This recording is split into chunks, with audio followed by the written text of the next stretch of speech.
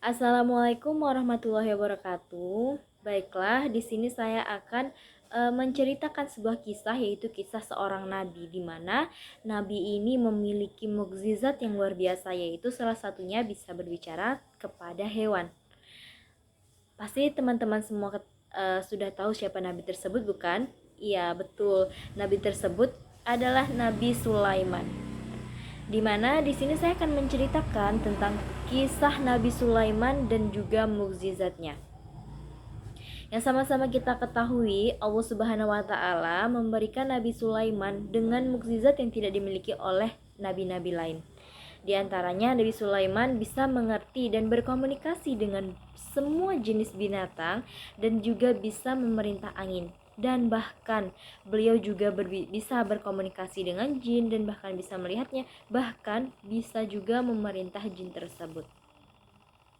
Salah satu kisah Nabi Sulaiman ini yang terkait dengan mukjizatnya ini yaitu saat beliau beserta pasukannya yang terdiri dari jin, manusia dan juga burung-burung melintasi sebuah lembah, di mana lembah tersebut merupakan tempat tinggal para semut.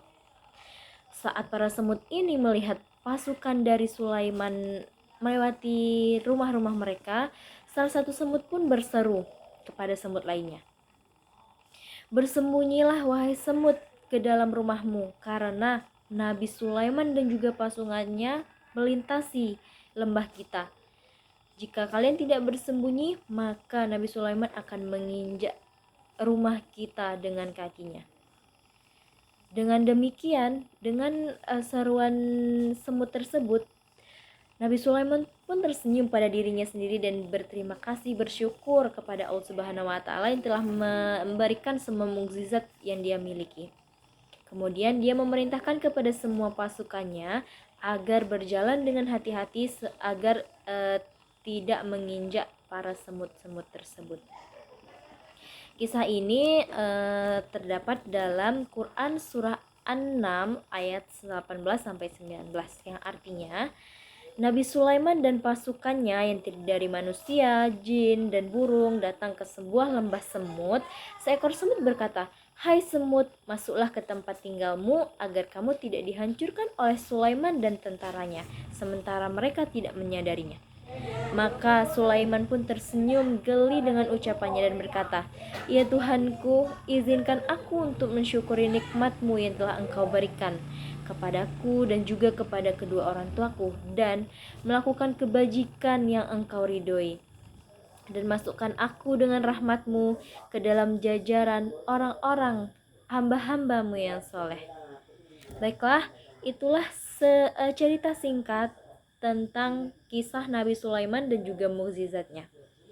Dari kisah tersebut yang dapat kita ambil hikmahnya yaitu di mana kita harus tetap selalu bersyukur atas nikmat yang diberikan Allah Subhanahu wa taala kepada kita. Meskipun nikmat yang diberikan Allah tidaklah sebesar nikmat yang diberikan kepada Nabi Sulaiman, namun kita sebagai hambanya haruslah tetap bersyukur. Dengan bagaimana? Ya, dengan memenuhi segala kewajiban yang diperintahkan oleh Allah Subhanahu wa taala dan menjauhi segala larangannya. Selanjutnya, kita sebagai sesama makhluk hidup, kita harus saling menjaga sesama makhluk hidup lainnya, baik itu hewan, tumbuhan, dan lain-lain. Maka itulah cerita singkat saya. Saya akhiri dengan wassalamualaikum warahmatullahi wabarakatuh.